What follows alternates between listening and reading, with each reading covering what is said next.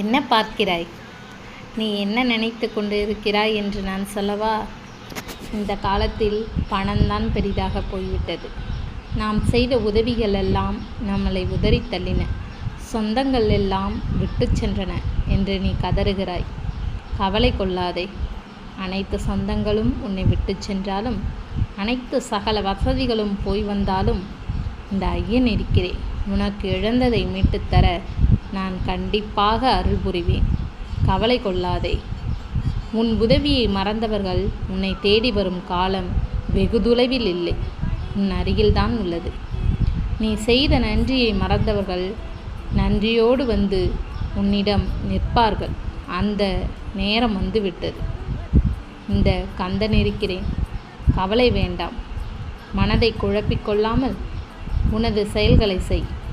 கண்டிப்பாக விரைவில் உனது செயல் அனைத்தும் வெற்றி பெற்று உன்னை விட்டு சென்றவர்கள் உன்னிடத்தில் வந்து மன்னிப்பு கேட்பார்கள். இதற்கு நடந்தே தீரும்.